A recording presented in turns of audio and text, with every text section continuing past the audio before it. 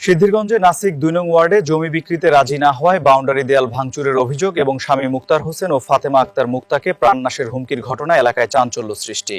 নারায়ণগঞ্জের সিদ্ধিরগঞ্জে জমি বিক্রি করতে রাজি না হওয়ায় এক দম্পতিকে ভয়ভীতি প্রদর্শন, জমিতে অনধিকার প্রবেশ করে ইটের দেয়াল ভাঙচুর ও প্রাণনাশের হুমকি দেওয়ার অভিযোগ উঠেছে নাসিক ২ নম্বর ওয়ার্ড বিএনপির সাংগঠনিক সম্পাদক ও সাবেক কাউন্সিলর ইকবাল হোসেনের ঘনিষ্ঠ সহযোগ সোলাইমান পলাশ বাহিনীর বিরুদ্ধে।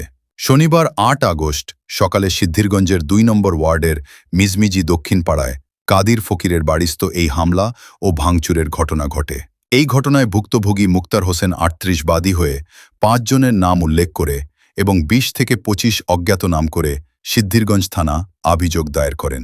অভিযুক্তরা হলেন নাসিক ২ নম্বর ওয়ার্ড বিএনপি নেতা মোহাম্মদ পলাশ ৪২, মোহাম্মদ ফারুক ৫০, মোহাম্মদ গিয়াসউদ্দিন ৬৫, রনি ৪৫, মোহাম্মদ রকি সহ অজ্ঞাতনামা আরও ২০ থেকে ২৫ জন। অভিযোগ ও স্থানীয় সূত্রে জানা যায়, সিদ্ধিরগঞ্জের মিজমিজি দক্ষিণ পাড়ায় কাদির ফকিরের বাড়ি সংলগ্ন SS ১৮৯৬ ও RS ২৫৫৩ নম্বর দাগে ৩% ৯০ পয়েন্ট জমির মালিক মুক্তার হোসেনের স্ত্রী ফাতেমা আক্তার মুক্তা। তিনি ক্রয়সূত্রে ওই জমির মালিক হয়ে সরকারি খাজনা পরিশোধ সহ দীর্ঘদিন ধরে শান্তিপূর্ণভাবে ভোগ দখলে করে আসছে। মুক্তার হোসেন আরও বলেন, নাসিক ২ ওয়ার্ড বিএনপির সাংগঠনিক সম্পাদক সোলাইমান পলাশ বাহিনী সাবকে কাউন্সিলর ইকবাল হোসেনের প্রভাব বিস্তার করে জমি দখলসহ বিভিন্ন অপরাধমূলক কর্মকাণ্ড পরিচালনা করে আসছে এলাকায়। পরে দীর্ঘদিন ধরে অভিযুক্তরা তার স্ত্রীর কাছ থেকে ওই জমি কিনতে আগ্রহ প্রকাশ করলেও তিনি জমি বিক্রি করতে অস্বীকৃতি জানান। এরপর থেকেই অভিযুক্তরা তাদের বিভিন্ন সময় ভয়ভীতি ও হুমকি দিয়ে আসছিল এবং জমিটি জোরপূর্বক দখলের হুমকি দিচ্ছিলে। ভুক্তভোগী আরও বলেন, অভিযুক্তরা দেশীয় অস্ত্র, লাঠি, SS পাইপ, লোহার রড, শাবল, ছুরি ও চাপাতি নিয়ে ওই জমিতে প্রবেশ করেন।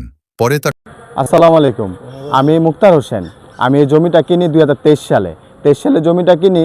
এই জমিটা কিনি হচ্ছে আমি তোফাজ্জল ভাইয়ের কাছ থেকে।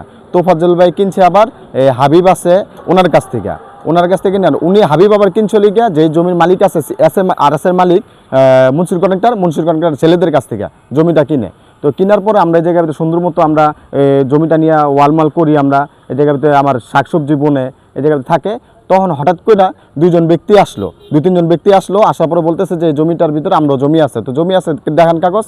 তারপরে ওনারকে ডাকলাম যে আপনারা জমি নিয়ে আসেন। তো ওনাদের জমি দাবি করছে, ওনাদের কোনো কাগজপত্র দেখাইতে পারে না, কোনো কিছু না। জমি আমি ক্রয় সূত্রের মালিক, আমার পৈতৃক সম্পত্তি না। এখন এই জায়গার ভিতরে আসলো। এখন অনেকবার বসি আমরা, বসার পরে তারা কোনো দলিল দেখায় না। তাদেরকে আমি অভিযোগও করি থানার ভিতরে যে আপনারা বসেন, তারা অভিযোগও করেন। তারা বললে যে আমাদের ইকবাল ভাই আছে কমিশনার অফিসে বসাতেন। তা আমরা গেলাম, যাওয়ার পরে আমি বললাম যে ভাই আপনারা যে জমিতে দাবি করেন জমি আছে, আপনার দলিল হচ্ছে 68 নাম্বার দলিল, আর আমি আপনার একটা দলিল আগে কিনছি, আমার দলিল নাম্বার হচ্ছে 68 নাম্বার দলিল। তো আইনগতভাবে তো জমি আমার টাকা কিনা, আমার জমিটা আমাকে দিবেন আপনি। আমার জমি থাকার পরে যদি আপনার জমি পান তাহলে আপনার জমি নেবেন, নাহলে তো জমি পায় না, আমার জমিটা দিবেন। তারা বললো যে না, আমার জমিটা কিনতে চায়। তাদের এই জায়গার ভিতরে তারা শেয়ার বিক্রি করে। আমার জান কইছি না, আমি জমি বিক্রি করবো না। তারা কি করে, সন্ত্রাস বাহিনী আইন না, যখন আমি কইছি যে না আমি বিক্রি করবো না, তারা সন্ত্রাস বাহিনী নিয়ে আসার পরে এই জায়গার ভিতরে পলাশ আছে, ফারুক আছে, তারপরে এই জায়গার ভিতরে রকি আছে, রনি আছে, গিয়াসউদ্দিন আছে, তারপরে তাদের সাথে আরো ২০-২৫ জন আছে। এগুলো লোকজন নিয়ে এসে আমার এই আমার হুমকি দেয়।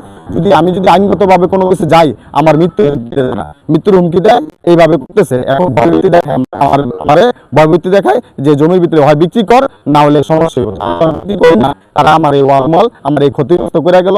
আমার এই জায়গায় ১৫ লাখ টাকার ক্ষতি করে গেল তারা।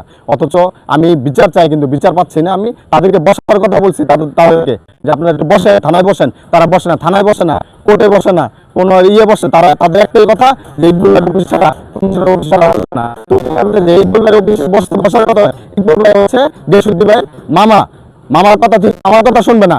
গিয়াসউদ্দিন ভাই ইকবাল ভাই বলছে, ইকবাল ভাই বলে যে তোমার জমি কিনছো তাহলে বিক্রি করো, তো কম দামে কি বিক্রি করো বা এরকম। আমি তো বলছি না ভাই, আমি জমি বিক্রি করবো না, কম দামে বিক্রি করবো না। তো তোমার জমি কত? আমি আবার 52 টাকা জমি কিনি। তুমি 52 টাকা কেন? আমার তো জমি 53 টাকা সাবকপলা জমি কিনা। এই জায়গাটা হামলা করে আজকে সকাল 10টা 10:30 বাজে। আমি আবার নির্বাচন করতেছি, আন্তজেলা নির্বাচন করতেছি।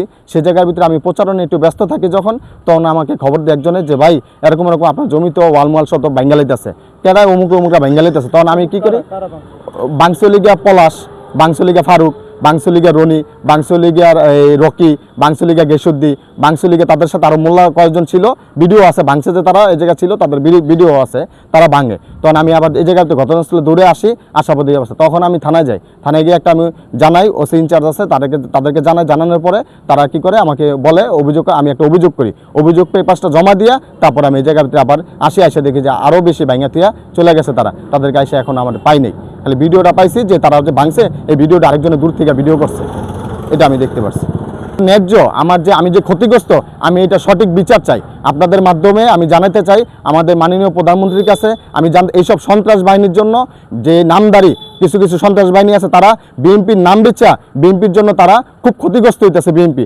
এই কারণে আমাদের মাননীয় প্রধানমন্ত্রীর নাম বিক্রি করতেছে, তাদের ক্ষতি করতেছে এইসব কিছু নামদারি মুখোশধারী বিএনপি কিছু কর্মীর কারণে এটা দেশের বিএনপির বদনাম হচ্ছে। তাদের আমি সুষ্ঠু বিচার দাবি করি।